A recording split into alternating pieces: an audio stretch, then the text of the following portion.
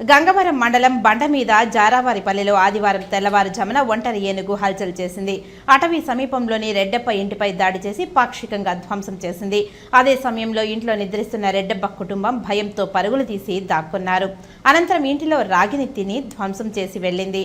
సంఘటనా స్థలానికి చేరుకున్న అటవీశాఖ సిబ్బంది పంట నష్టం అంచనా వేసి నష్టపరిహారం అందించేందుకు కృషి చేస్తామని తెలిపారు. జాగాలనే పెద్ద షాప్ వేసుకొని కొనుక్కున్నాం సార్.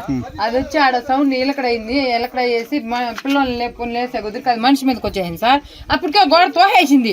ఆ పిల్ల పడింది సార్. ఫస్ట్ ఆ పిల్ల పడే కుదిరికి ఇంక మనం చచ్చిపోతామనేసి మైపడి పరిగెత్తి ఎత్తుకొని వెళ్ళిపోయినాం సార్. బయట పిల్లలు వేసేసి అది అంత డేంజర్గా ఉండదు సార్.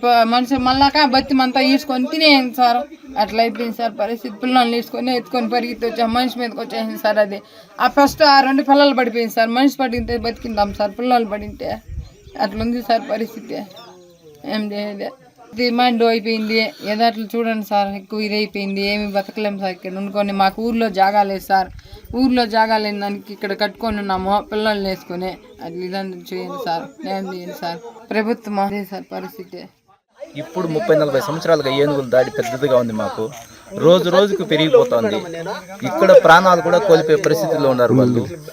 ఇక్కడ రాత్రి అంతా 4-5 మంది చనిపోతున్నారు సార్. ఏనుగులు చంపేస్తా ఉన్నాయి. ఇప్పుడు ప్రభుత్వం కూడా పట్టించుకోలేదు. చాలా ఇబ్బందిగా ఉంది సార్. ఇప్పుడు జరారపల్లి 30 ఏళ్ళ నుంచి ఇక్కడనే ఉన్నాము. ఇవాళకి వచ్చిందిలే సార్. ఎప్పుడు ఈ రోజు వచ్చి ఇంట్లో ఉంటుంది పనుకొని ఉంటుంది. వచ్చి మమ్మల్ని చంపేస్తామని మేము తప్పించుకొని వెళ్ళి పరిగెత్తినాము. ఉదయం 6 గంటలకు బండమీద జరవారపల్లి నుంచి చెంగలరాయ అన్న రైతు నాకు ఫోన్ చేసి ఈ విధంగా ఏనుగు వచ్చిందని తెలిపినాడు. తెలిపిన వెంటనే నేను మా సిబ్బంది Jagamarla BTFBO Haimavathi track and రోడ్కొని రావడం జరిగింది. వచ్చి చూసినాక ఇక్కడ ఆయన రెడ్డప్ప వాళ్ళ ఇల్లు డ్యామేజ్ చేసి రాగులు సుమారు ఒక 2 మూటలు, బియ్యం మూటలు ఒక 3 మూటలు అంతా ఎత్తుకొని చల్లుకుంటా ఇట్లా పక్కన మన RFకి వెళ్ళిపోయింది. దగ్గరలో ఉన్న ఫారెస్ట్కి వెళ్ళిపోయింది.